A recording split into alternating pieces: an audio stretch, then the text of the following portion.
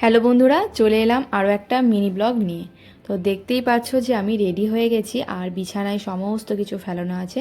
দেখে নিশ্চয়ই বুঝতে পারছো যে কোথাও একটা যাচ্ছি। তো ঘুরতে কিন্তু যাচ্ছি না, যাচ্ছি হচ্ছে অফিস ট্রেনিংয়ে। আমি তো নতুন পোস্টে জয়েন করেছি, তোমরা জানোই আসানসোলে পোস্টিং আমার। তো আমাদের কলকাতাতে ট্রেনিংয়ের জন্য যেতে হয়। তো 9 দিনের জন্য যাচ্ছি, মানে আসা যাওয়া নিয়ে 9 দিন আর কি।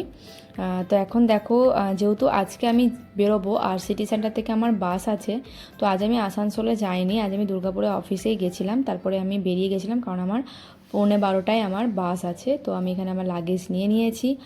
প্রথমবার একা আমি কলকাতা যাচ্ছি, মানে একটা ভয় তো কাজ করছিল, কারণ আমার কলকাতাটা না একটু ভয় লাগে, কারণ এত মানুষজন তো।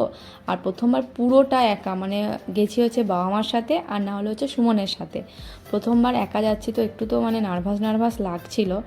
তো যাই হোক, পৌঁছে মানে বাসে চেপে গেছি, চলে এসেছিলাম সিটি সেন্টার, তারপরে বাসে চেপে গেছি। আর সিটি সেন্টার পর্যন্ত আমাকে সুস্মিতা, মানে আমাদের অফিসের সুস্মিতা আমাকে নামিয়ে দিয়ে গেল, কারণ যেহেতু লাগেজ ছিল।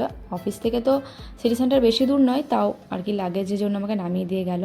তারপরে দেখো আমি পৌঁছে গেছি হচ্ছে করুণাময়ীতে, এখন দাঁড়িয়ে আছে হচ্ছে র্যাপিডোর জন্য। আর ফার্স্ট টাইম আমি কিন্তু র্যাপিডো রাইড করছি, মানে আমি তো এগুলো কখনো যাইনি আর বুকও প্রথমে করতে পারছিলাম না। তো আমি এর জন্য তিতিক্ষাদিকে ফোন করেছি, তোমরা হয়তো আমার ব্লগে কখনো দেখেছো। তো তিতিক্ষা দিয়ে আমাকে একটু গাইড করে দিল বলে আমি চলে আসতে পেরেছি। তো দেখো আমি পৌঁছে গেছি হচ্ছে আমাদের যে অফিস থেকে হোটেল দেওয়া হয়েছিল সেখানে। তো আমার রুমে দুজন থাকবে, আমি আর একজন, সেম পোস্টে আছে, অন্য জায়গা থেকে এসেছে। এসে একটুখানি টিফিন করে নিলাম আর তোমাদের সাথে রুমটা এক ঝলক শেয়ার করলাম, ঠিক আছে। আর যেহেতু আরেকজন আছে, তো পুরোটা আর কি দেখায়নি, জাস্ট এক ঝলক শেয়ার করেছি। দেখো পাশাপাশি দুটো বেড আছে। তারপর আমরা এখানে ডিনার করে নিলাম। আমরা 4জন ছিলাম, একসাথে বসেছিলাম টেবিলে ডিনার করার জন্য।